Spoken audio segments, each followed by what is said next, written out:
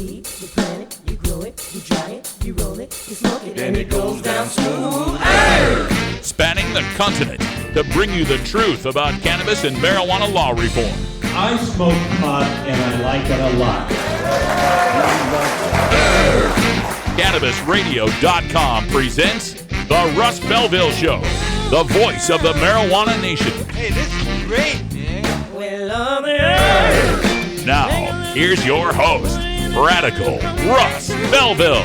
All right, good day, tokers and tokettes and non-toking lovers of liberty. It is Tuesday, December 15th, 2015, and it's got to be 420 somewhere in the world. Thanks for joining us for the next 2 hours of news, interviews, music talk, information, music, comedy, and more. Did I say music twice? We don't have music anymore, other than that music. I'm all confused, but welcome to the show. So glad to have you here. Our fourth to the end of 2015. This is our last week of shows for 2015. We'll be back in 2016 for the greatest year in marijuana legalization history. That's what 2016 is going to be.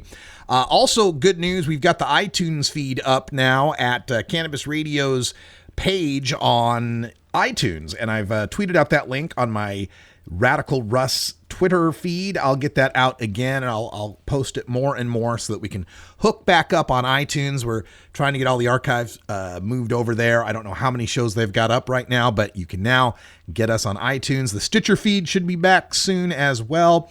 We're also getting a feed on iHeartRadio. Really looking forward to that.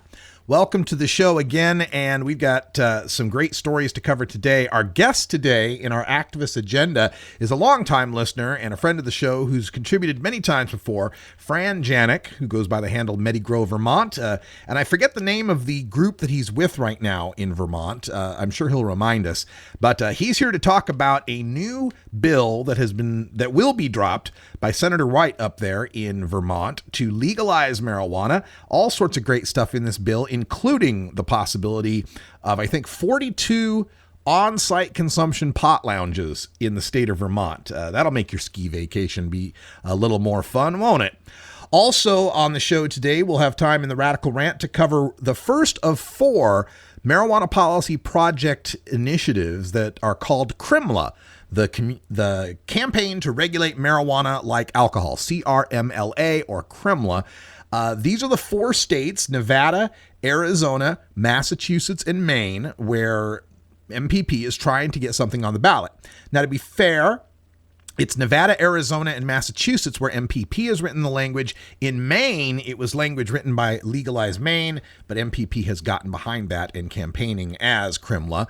We're going to break those down over the next 4 days. So today we're going to start with Nevada, and Nevada is already on the ballot. This will be voted on November 8, 2016. So we'll talk about the provisions of Nevada's legalization. And in hour 2, Toker Talk Radio, you can call in if you got any questions or comments about that legalization plan. I'm sure there's going to be some parts in this you're really not going to like.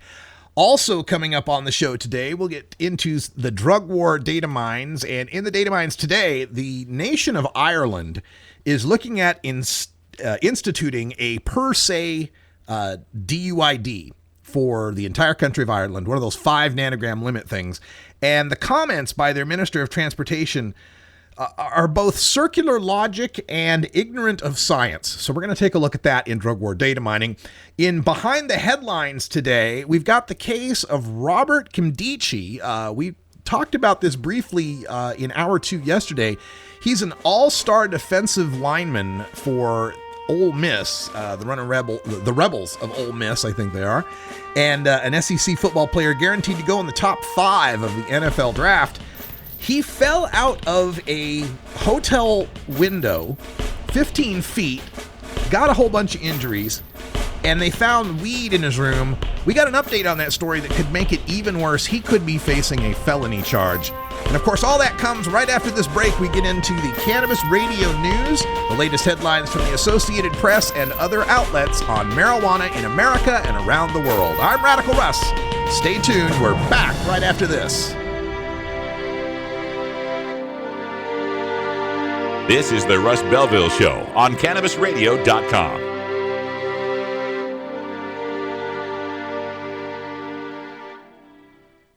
The son of a Polish immigrant who grew up in a Brooklyn tenement. He went to public schools, then college, where the work of his life began, fighting injustice and inequality, speaking truth to power. He moved to Vermont, won election and praise as one of America's best mayors.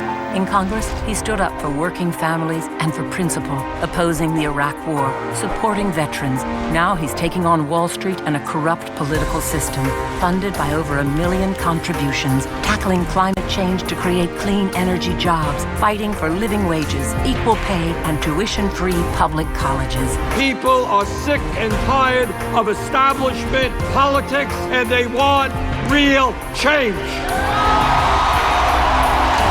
Bernie Sanders, husband, father, grandfather, an honest leader, building a movement with you to give us a future to believe in. I'm Bernie Sanders, and I approve this message. MJWellness.com, the largest medical marijuana community in the world. Connect with thousands of patients, doctors, industry leaders, and businesses through shared personal experiences along our worldwide network. Discover new therapies and benefits with content tailored to you. Come grow your network on MJWellness.com. You're not alone. Your wellness matters. Learn, live, and thrive. Check out MJWellness.com today.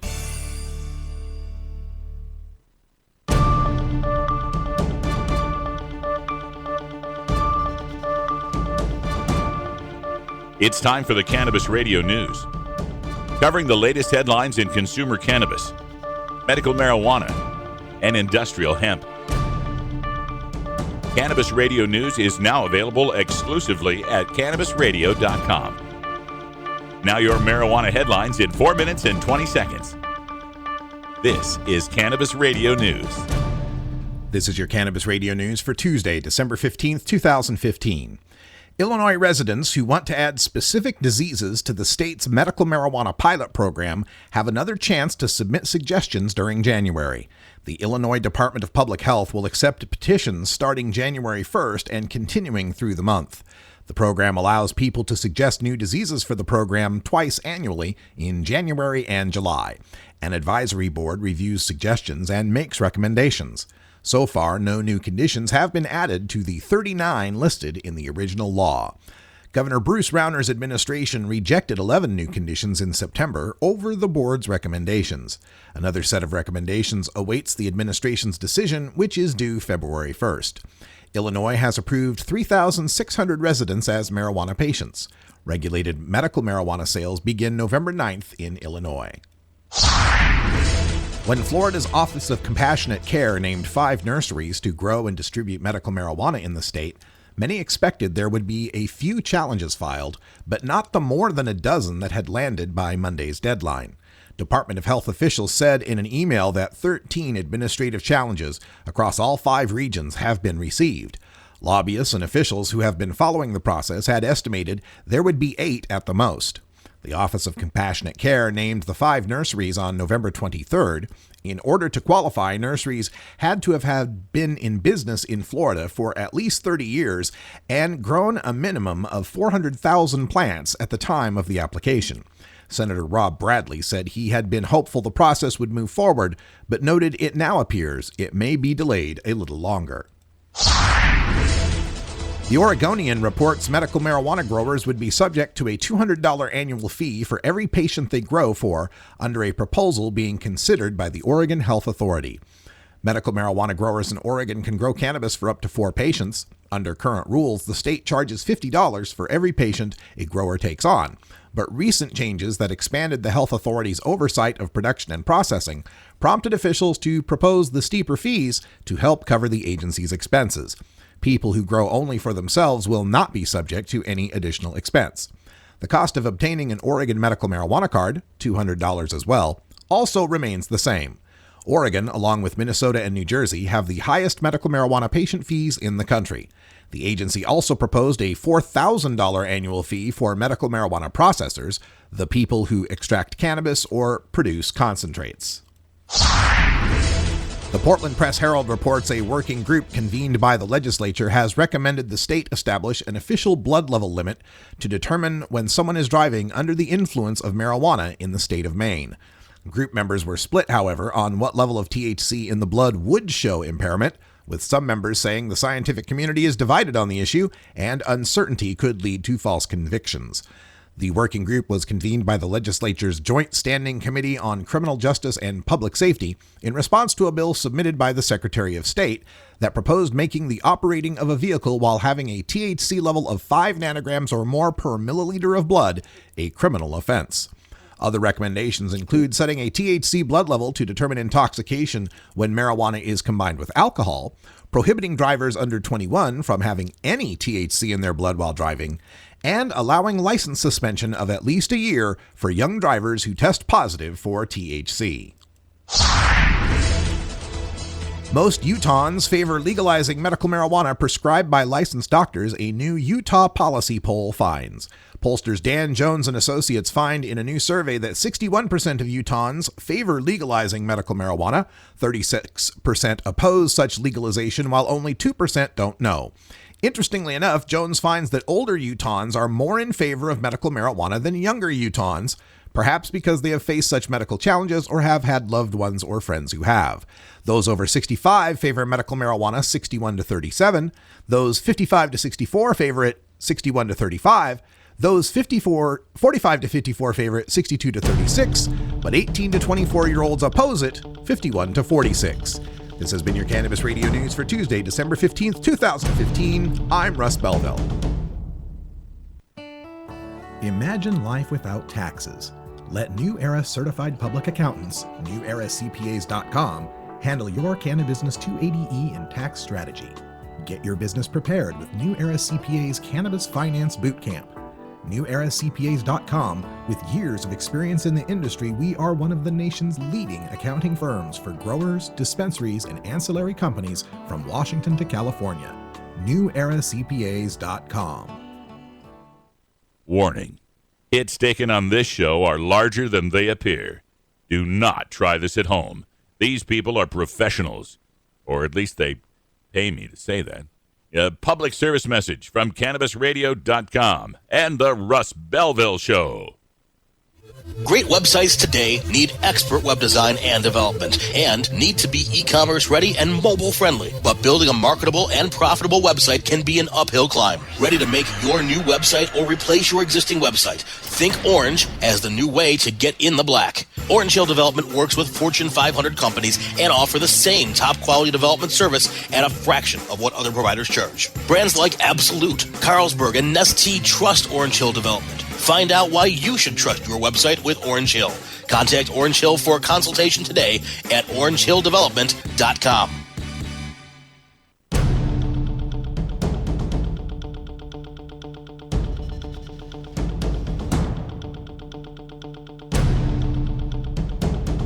Today in Behind the Headlines, we go to the NCAA, where the college football world has been rocked by the recent 15-foot fall and injury of expected first-round NFL draft pick Robert Nkemdiche in Georgia.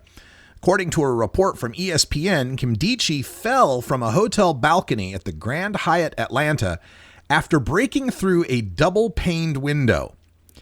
Nkemdiche is an all-star defensive lineman for Ole Miss, and he may not be able to make the team's New Year's Day Sugar Bowl appearance against Oklahoma State. But that's not the worst of Nkemdiche's problems.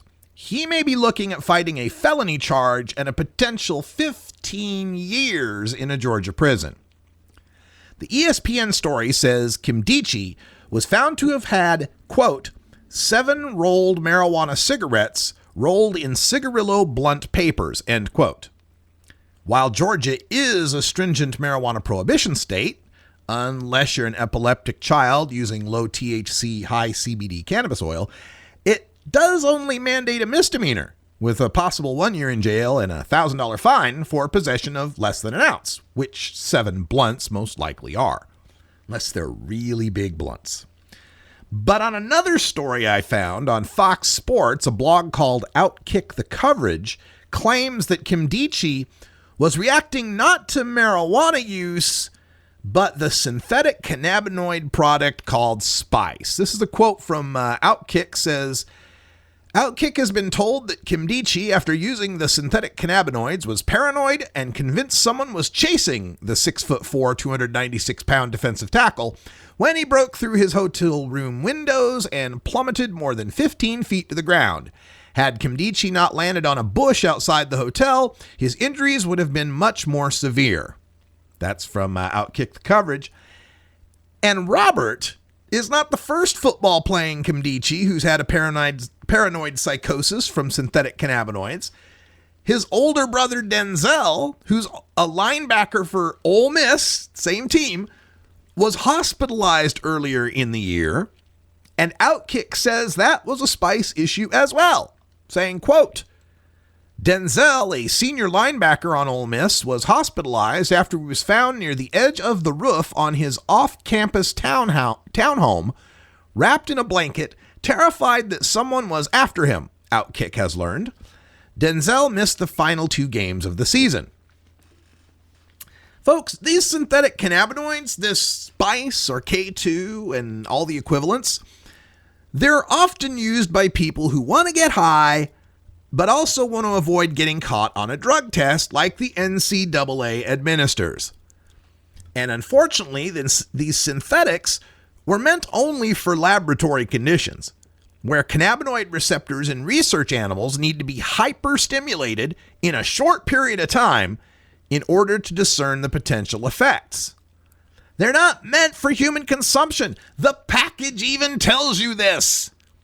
Look, a hit of natural weed is like a consistent tickle for your endocannabinoid receptors. A hit of Spice or K2 can mean anything from a light slap to an unblocked body slam from Robert Kimdichi to your receptors.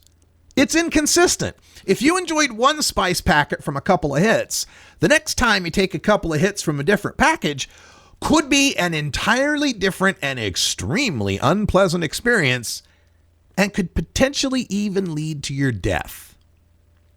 So right now, the charge that Robert Kimdichi is facing is marijuana possession, less than 30 grams, misdemeanor in the state of Georgia. But if those blunts are later found to have been rolled with Spice or K2 instead, Kimdichi could be in a lot more trouble.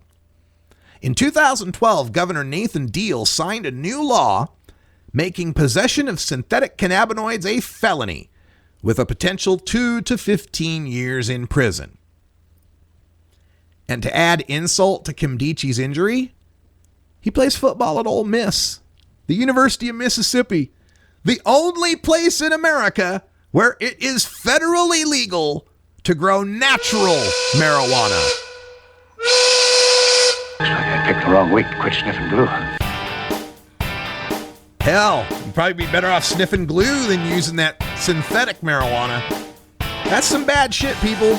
There's easier ways to get past a drug test. Lots easier ways. Hey, happy 420 to the Mountain Time Zone. Best wishes to my brother Matt, fighting the big cancer out there in Idaho. Oh, man. We're coming for you, brother. The Russ Belville Show is proudly sponsored by the Marijuana Business Association. The MJBA, called by NBC News the Cannabis Chamber of Commerce, is the fastest growing business association in the fastest growing industry in America. I've been working with the MJBA for years, and I personally invite you to join the MJBA. MJBA also publishes the popular MJ Headline News on Facebook and the MJNewsNetwork.com and Marijuana Channel 1 on YouTube. Visit mjba.net for more details. Get the latest updates on the Russ Belville Show by following Radical Russ on Twitter and liking the Russ Belville Show on Facebook. Dr. Dabber, hurry! Its temperature is shooting past 1,000 degrees Fahrenheit. It's burning up. I'm afraid for this little guy, it's just too late. What caused the problem? Only Dr. Dabber can maintain the perfect temperature for a smooth-tasting, slower burn. This standard vaporizer lost all of its health benefits, sending it up in smoke. So you're telling me that most vapor pens burn so hot they produce smoke, not vapor? Correct. Keep away from those standard vaporizer pens and turn to Dr. Dabber. Doctor's orders. Less heat, more flavor. arguing for the end of adult marijuana prohibition is easy because we have facts, science, reason, compassion, evidence, truth, and logic on our side. It is even easier when researchers catalog it all for us. Learn how to gather the facts on marijuana use, arrests, seizures, rehabs, drug tests, and more in this edition of Drug War Data Mining. Today in the Drug War Data Mines, we once again attack the subject of marijuana and driving, and I got this from the International Newswire. There's a morning show in Ireland where the Minister of Transportation in Ireland, his name is Pascal Donohoe, says there's going to be, or there's a proposal for a per se DUID law for opiates, for cocaine, and for cannabis in Ireland. I think there's like 10 nanograms of opiates, 5 nanograms of cocaine, 5 nanograms of cannabis. And on the radio show, it was pointed out that traces of cannabis can stay in the body for up to a week. Even active THC can stay in your body for up to a week. And the minister was asked point blank if cannabis users who were completely sober at the time of the test could be prosecuted. And he said unblinkingly, yes. Yes. People who are completely sober will be busted. Now, keep in mind, what we're talking about is a saliva test here. And it's a test for active THC. This shouldn't be confused with the P tests that are detecting metabolites. Those are even worse. And we have states in America, like Arizona, that have an automatic per se DUID for the detection of metabolites in your pee. And I think that one comes with a mandatory minimum, too. Could be wrong. Anyway, according to Minister Donohoe, he says, quote, "We have a growing amount of evidence that indicates very clearly that the presence of drugs like that can impair your ability to drive a vehicle safely." But we just made the point that we're talking about someone completely sober. How is that impairing? You can't be both sober and impaired. But he continued, he says, quote, "The Medical Bureau of Road Safety over a 10-year period," this is Ireland again, "conducted a survey for the presence of drugs in the systems of people who lost their lives on our roads. That indicates that across that 10-year period, just under 10% of the people who tragically lost their lives did have drugs in their system, and out of that 10% of people, between 60 to 70% of them had cannabis in their system." All right, so you're saying over a decade, when you checked out the blood of people who had died in wrecks, 6 to 7% of the people had marijuana in their system. Okay, all you've discovered once again, and we said traces can stay in the body for up to a week. You've discovered that sometimes people who use cannabis die in car wrecks. Not that cannabis caused their car wreck. But this guy, this minister, is just programmed into a Mobius strip of just, tautological logic, man. He's just a circular argument here. It goes on to say that he denied that prosecuting drivers who had not taken cannabis for a week was a case of the government prosecuting a drug offense rather than a road safety offense. Quote, "No, it's a road safety offense. What we're now doing is bringing into line our body of law in road law in relation to alcohol to make that completely consistent now with drug testing. So where we are in alcohol is the presence of alcohol in your system above a certain level is evidence of the presence of alcohol and therefore of impairing your ability to drive safely." End quote. Right. Alcohol works that way. Marijuana does not. And it was put to him that alcohol doesn't stay in your system for a week and then render you unable to drive. He responded, quote, "Indeed. And that is why we need a whole new body of law in relation to the use and presence of drugs within your system. And that is precisely the reason why, in relation to a particular group of drugs, it's now the presence of drugs. And that's why in this bill, it gives statutory underpinning for the use of roadside units, devices which would test for the presence of those drugs in your system." You keep circling around the point, which is the presence of the drugs in your system isn't indicative of you being impaired. Don't believe me, believe the United States National Highway Traffic Safety Administration, which says, quote, "It is difficult to establish a relationship between a person's THC blood or plasma concentrations and performance impairing effects. Concentrations of parent drug and metabolite are very dependent on pattern of use as well as dose. It is inadvisable to try to predict effects based on blood THC concentrations alone. Effects from smoking cannabis products are felt within minutes and reach their peak in 10 to 30 minutes. Typical marijuana smokers experience a high that lasts approximately 2 hours. Most behavioral and physiological effects return to baseline levels within 3 to 5 hours after drug use. Tolerance to many of the effects of marijuana may develop rapidly after only a few doses. People receiving treatment with marijuana should be specifically warned not to drive until it is established that they are able to tolerate the drug and perform such tasks safely. That's actually the warning on a bottle of Marinol pills, which is 100% synthetic pure THC. And a study in the Journal of Analytical Toxicology from 2001 found that oral fluid specimens, that's saliva tests, tested positive following smoked marijuana, 1 cigarette, consecutively for average periods of 15 hours, and the average THC detection times for last positive were up to 34 hours. And that's a single marijuana cigarette containing 20 to 25 milligrams of THC.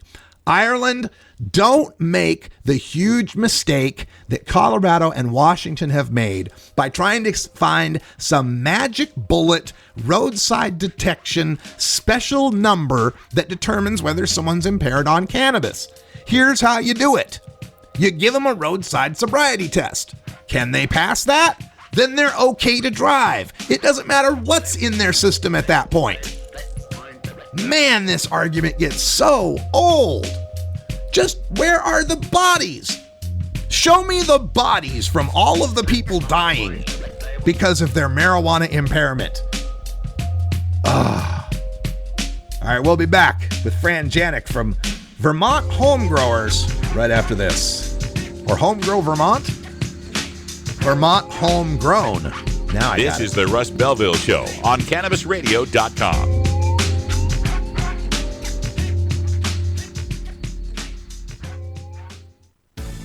At Herbie's Cannabis Seeds, we pride ourselves on bringing you the best quality seeds from the world's most respected cannabis seed producers, all at the lowest online prices. You can find Herbie's seeds at herbiesheadshop.com. All cannabis seeds are sold as souvenirs and as a means of preserving cannabis genetics. Herbie's Seeds in no way intends to condone, promote, or incite the use of illegal or controlled substances. We strongly urge all prospective customers to check their national laws prior to placing an order. Herbie's Seeds at herbiesheadshop.com. Proud sponsors of the Russ Belville Show and 420 Radio. This is the Russ Belville Show on CannabisRadio.com. Ganjapreneur.com, your guide to the cannabis business world. Ganjapreneur.com is a comprehensive resource for cannabis professionals and entrepreneurs. Download the Ganjapreneur app on your smartphone or tablet to catch up on cannabis industry news, scroll through our daily job listings, and learn about successful cannabis companies, executives, and investors. Ganjapreneur.com, helping ganjapreneurs grow.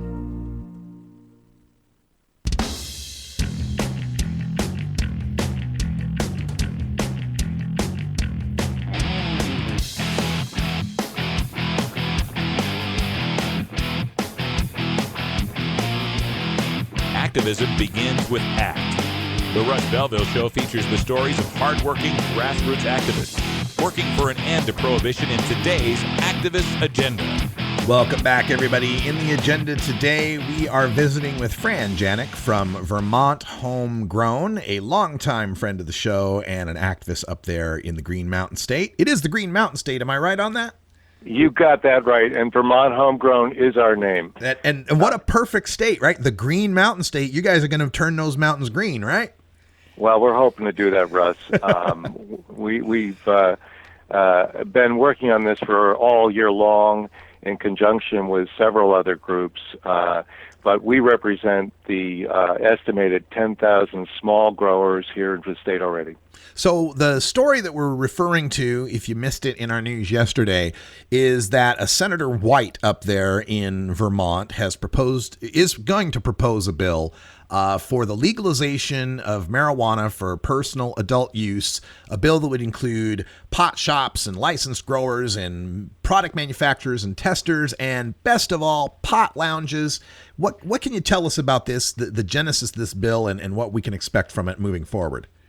Well, we testified, Vermont Homegrown, myself included, testified on the 3rd and the 19th of November. We were in the Senate hearings on this, and the senators tried to come to a common sense legislation that would provide opportunities for small business, small growers, as opposed to giving the limited licenses to large growers, as one of the groups that was in the state was lobbying for. Okay, so this is a battle then that kind of broke down as far as like the artisanal growers versus, big marijuana? In a way it did. A group of investors wanted a limited licenses. They wanted 10 quote-unquote centers of excellence, as opposed to what we were asking for was an unlimited licenses for all small people, allowing everyone to get into business. And allowing the illegal growers in the parallel market that grow here in Vermont to prosper and keep the money local, basically a locavore movement. Mm-hmm. So in this bill then, I recall seeing something like 84 shops and 42 of them could have on-site consumption, but there wasn't any such limits as far as the cultivators and processors? Well, actually, the bill is going to roll out in 2 phases, Russ. The first phase will not include any retail sales at this time. That will be pushed forward to 2017. What will happen in 2016 will be every Vermont resident over the age of 21 will be allowed a free home grow. And this will not be licensed, nor there will be any fee, and it will be allowed up to 100 square feet per 21-year-old resident. Wow. Now, if I recall, Vermont's medical regulations were pretty stringent as far as how much you could cultivate. So does this not expand what medical cultivators currently are able to do? Yes, sir. That is what I was working for.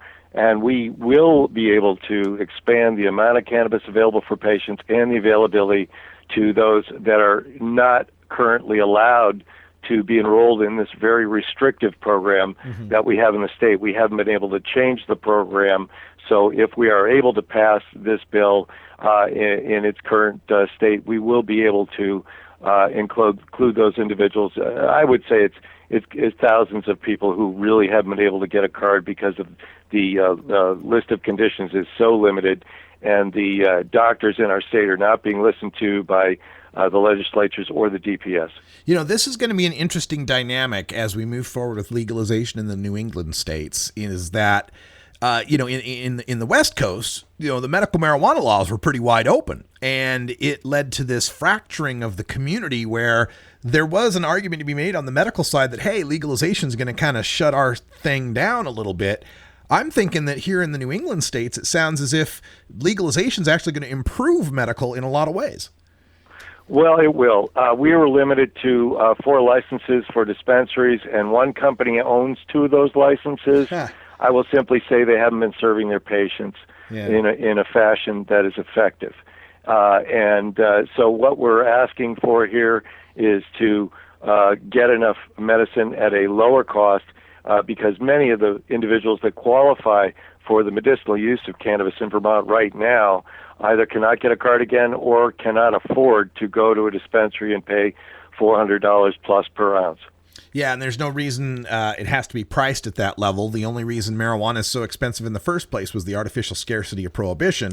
Why add more artificial scarcity when there need not be any?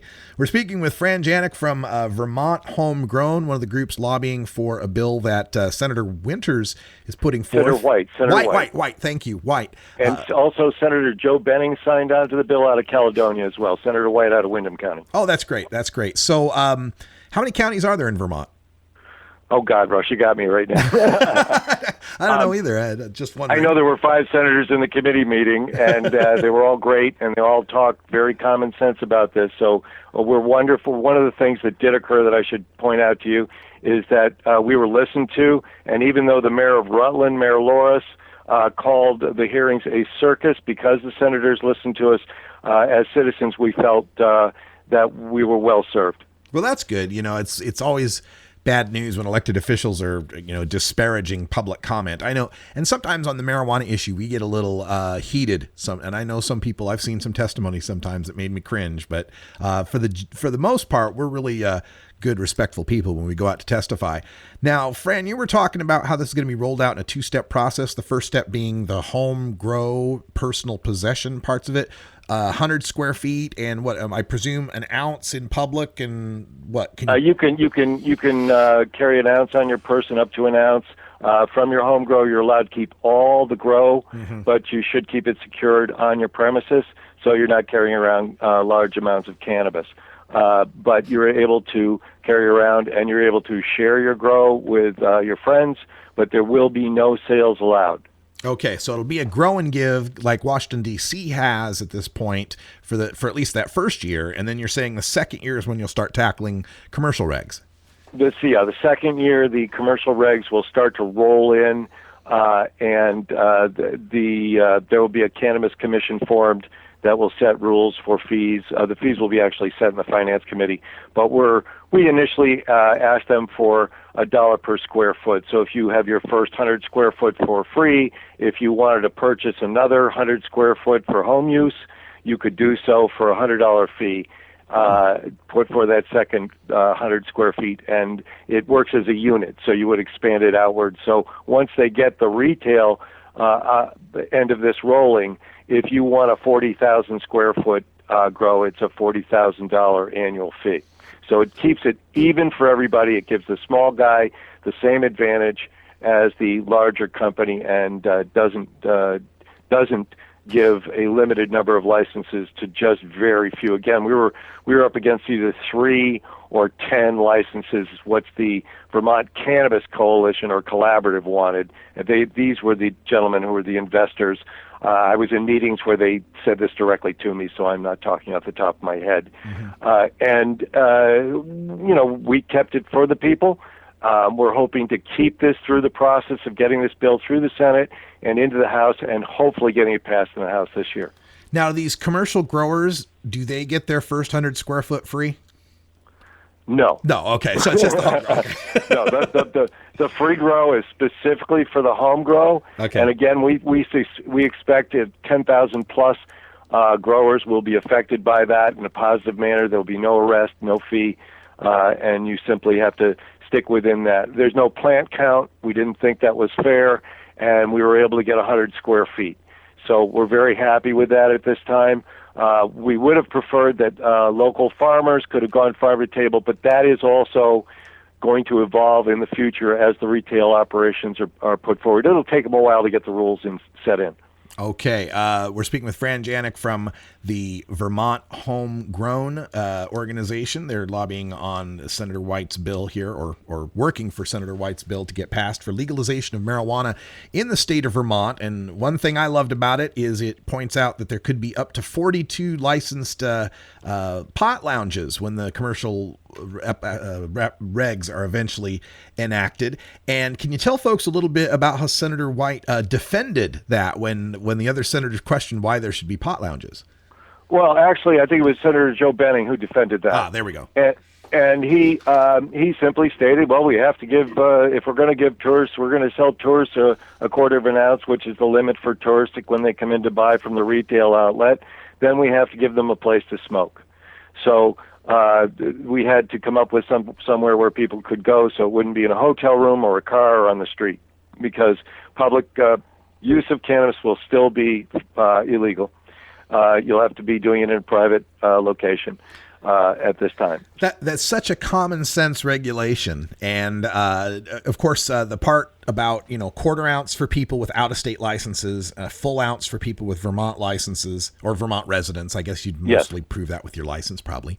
Yeah. And this the defense of a pot lounge being, look, you can't give people a right and then give them no way to exercise that right. It reminds me of poll taxes back in, Reconstruction. It's just, if you give people a right, you have to give them a way to be able to exercise the right. And it's just breaking my heart that the Pacific Northwest may end up being the only place that has legal weed with no legal pot lounges.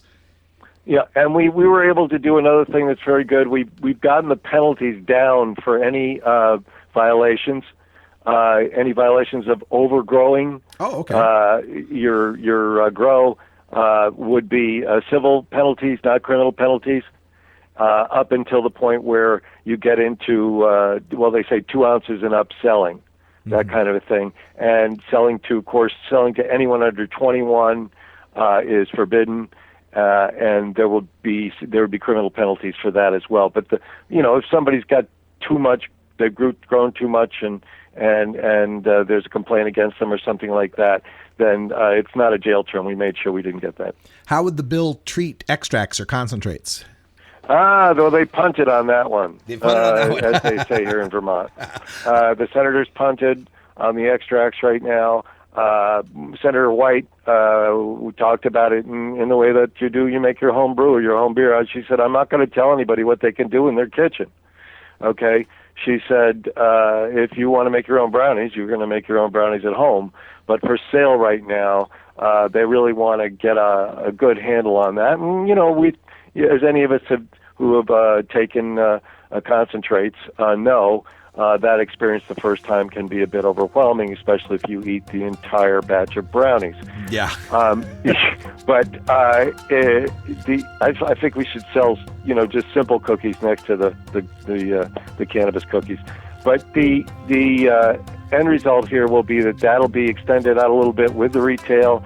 It'll be developed by the Cannabis Commission as we go along, and these are individuals. There are 5 individuals, I believe, that will be, or 3, that will be basically appointed by the governor. And we've asked them to appoint people that actually know a lot about cannabis. Yeah, trying to keep it out of the hands of police officers and that kind of thing. Good idea, Fran. Thank you for the updates on Vermont, and best of luck on getting that bill passed. We appreciate you calling in. We got to take a break. When we come back, we'll have time for the Radical Rant. This is the Russ Belville Show on CannabisRadio.com.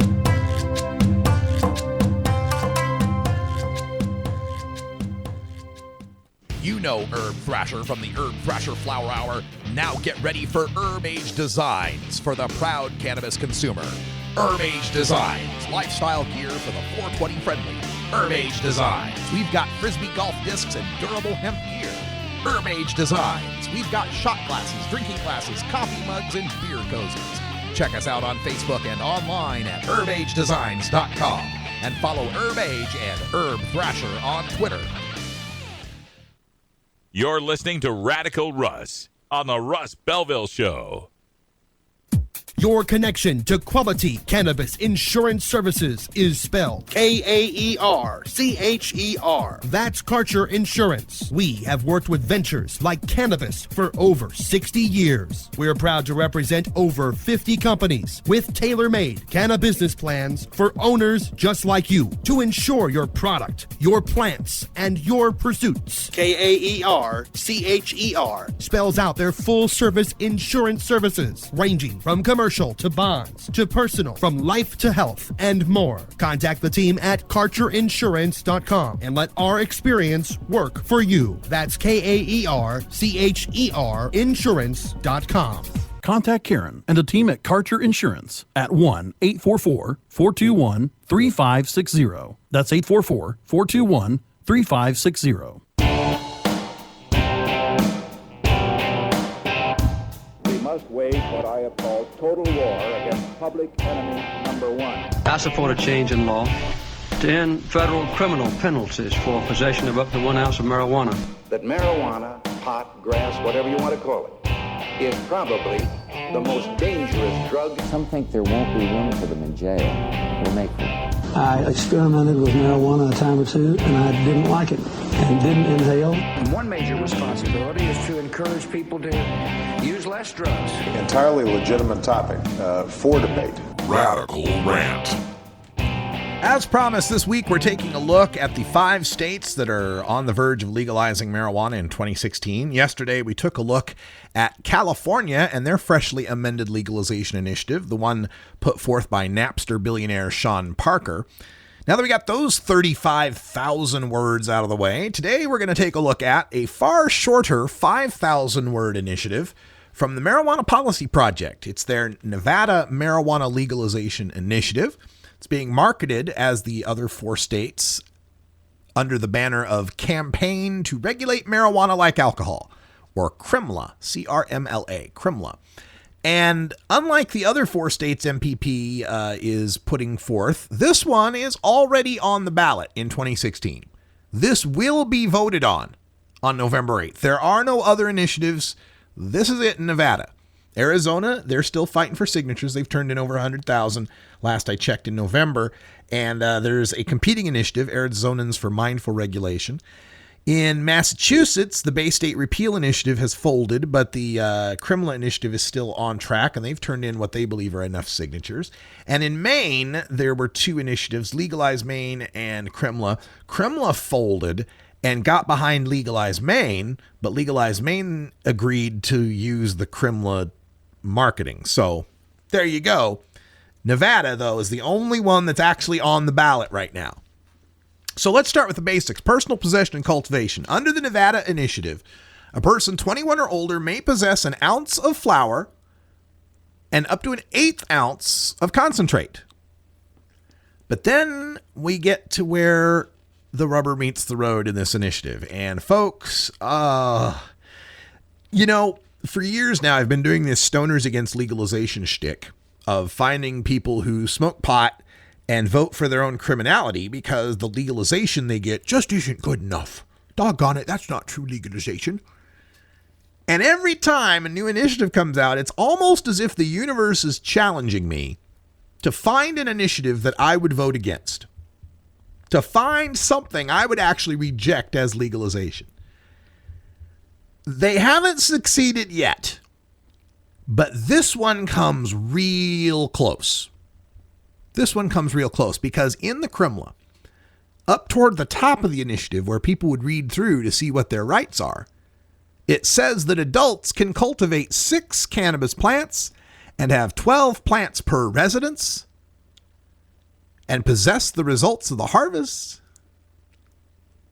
Just the kind of right you'd expect to have as a home grow right. That sounds great. Sounds standard. Sounds like what just about every other state is doing.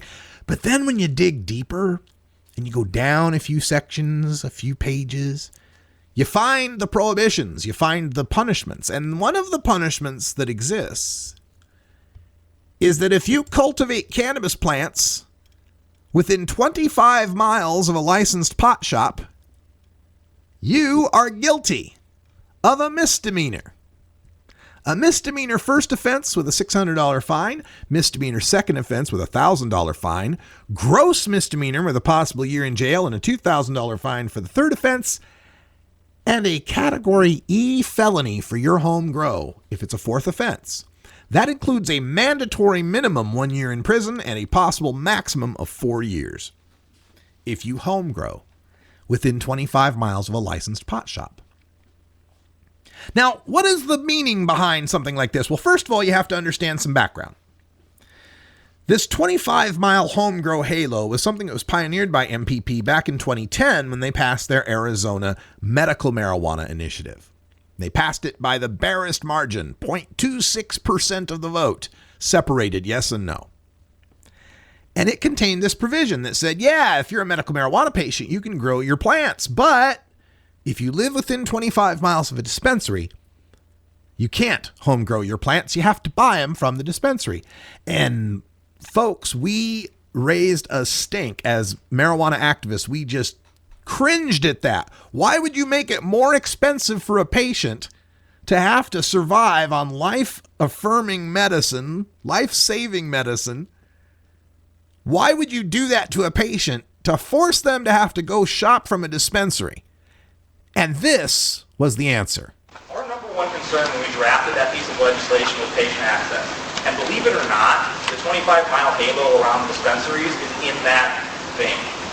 The reason being is that we want to make sure, because we are opting with a nonprofit dispensary model, we believe that dispensaries is the best avenue for patient access, that the average patient who has never cultivated marijuana in the past, doesn't have a relationship with a caregiver, gets a recommendation from their endocrinologist, would much rather go to a dispensary. So it became important for us to think about what is going to make these dispensaries viable. So what we decided to do is we went with a statewide cap on the number of dispensaries that is tied to like you mentioned, the number of pharmacies we have licensed in our state. You said that for every 10 pharmacies that are licensed, we will have one dispensary, which comes out to about 120 dispensaries currently in Arizona. The 25-mile halo around the dispensaries was, again, to give a market to the dispensaries in the community so that they would be viable and so they're available for patients. 95% of patients who are medical marijuana patients don't have any desire to cultivate. I mean, the people that are in this room are not the mainstream of the medical marijuana patients. I mean, we're people who are much more active and committed in the cause and have a lot more knowledge and have the ability to handle it in a different way than your average patient would. So we tried to create an initiative that would be the best initiative that we could create for your average patient. I mean, you may disagree with some of the decisions that we made, and I don't have any problem discussing with people afterwards about the way that we made choices within the initiative. But trust me, that patient access for your average patient was the number one concern when we drafted that initiative. And I'm confident that we will have a very high-functioning medical marijuana program when this goes into effect, and be something that will be the end of the country. That's what we hope. So the rationale for the 25-mile halo in Arizona was that we wanted to make sure patients had access, because 95% of patients, they don't want to grow weed. They just want to buy weed. And so we got to make sure that those dispensaries are viable, because if there's no dispensaries, then patients won't be able to buy weed. But if you listen real close, you know what the real reason was. The 25-mile halo around the dispensaries was, again, to give a market to the dispensaries in the community so that they would be viable and so they're available for patients. To give a market to the dispensaries. This is the very definition of big marijuana writing itself its own regulations. No, the reason why is you want to take out all the competition within that 25-mile halo of the dispensary. And now, in Nevada, what happened? Nevada had a system of medical marijuana since 2000 that didn't have dispensaries. So as their legislators put together how they were going to put dispensaries, put forth some dispensaries in Nevada, and I can't tell who lobbied, I can't tell you if MPP helped in this or not, but they instituted a 25-mile dispensary halo in Nevada. Took effect this year. So people that had been growing medical marijuana for years and years and years in Nevada suddenly faced the prospect of having to get rid of their grow because a dispensary was going to open up within 25 miles of them. And so now, as the legalization moves forward in Nevada, it's going to maintain that 25-mile halo for the new pot shops that come up. This is big marijuana getting a guaranteed client base, because most people are going to live in Vegas or Reno. In Vegas, there's going to be 80 of these pot shops. In Reno, there's going to be 20 of these pot shops. The only people who will have any home grow right in Nevada will be people living out in the fringes of Eli or Jackpot or Lovelock or some Battle Mountain, Nevada, godforsaken place. So that's got me a little upset. The Nevada legalization initiative should have been taking away the 25-mile grow halo for medical and not instituting one for the recreational users. As it stands in Arizona right now, 97.2% of Arizonans live somewhere where they can't home grow. So you're looking at voting for a legalization in Nevada that would pretty much have no home grows, just like Washington State. Now, public toking. This is where it gets worse, folks.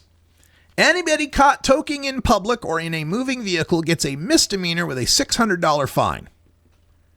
Not a ticket, folks, a misdemeanor. You get a criminal record for a public toking ticket and a massive $600 fine. However, in this Nevada crim law, there is the possibility that localities could allow pot lounges if the legislature sets that up. Nothing that's going to force them to have to. At those pot shops, 25 miles around which you're not allowed to home grow, marijuana will be subject to a 15% excise tax. That excise tax will be paid by the growers based on the fair market value of wholesale marijuana as determined by the state. Well, what is the fair market value of wholesale marijuana as determined by the state compared to what? There is no fair market in marijuana. There will be grow licenses. Those cost $30,000. Store licenses are $20,000. Distributors are $15,000. Manufacturers are $10,000. Testers are $15,000. And all those licenses cost $5,000 non-refundable application fee. As I said, there will be 80 pot shops in Clark County, Las Vegas, 20 in Washoe County, Reno, 4 in Carson City, which is its own county, and up to 2 licenses in each of Nevada's remaining counties, which are all like very sparsely populated places like Winnemucca, Elko, those kind of places. No licensee can be within 1,000 feet of a school or 300 feet of a community center. Taxes will pay off state and local regulatory expenses first, then the rest goes into an education fund. If you have a Class A felony or 2 felonies of any kind on your record in the past 10 years, you can't get a commercial marijuana license. Medical marijuana is to be unaffected by the CRMLA, but medical marijuana dispensaries and commercial pot shops can be co-located. During the first 18 months of licensing, only medical marijuana cultivators, manufacturers, and retailers will be able to apply for the new commercial licenses. So medical marijuana industry gets an 18-month head start. And in that 18-month head start, only licensed liquor distributors can apply to be marijuana distributors. And I understand this was to buy off the liquor industry in Nevada so that they wouldn't oppose it.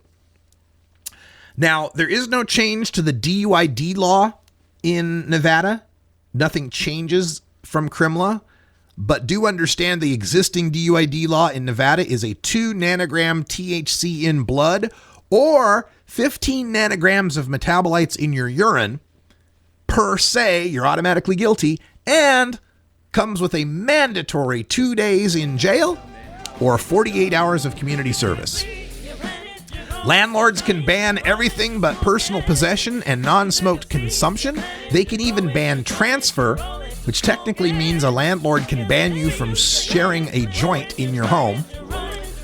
So, those people in California who are hating the Sean Parker initiative because it only allows a home grow of 6 plants that's guaranteed to be unbannable indoors and institutes a $250 open container, boy, they're going to be really upset about this 25-mile no home grow halo.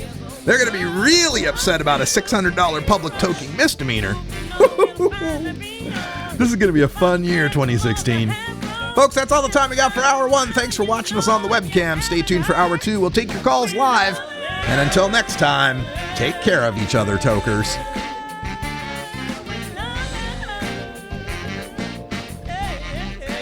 This is the Russ Belville Show.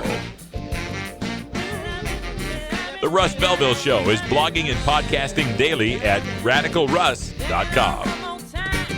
You take a seed, you plant it, you grow it, you dry it, you roll it, you smoke it. You take a seed, you plant it, you grow it, you dry it, you roll it, you smoke it. You take a seed, you plant it, you grow it, you dry it, you roll it, you smoke it, and it goes down smooth.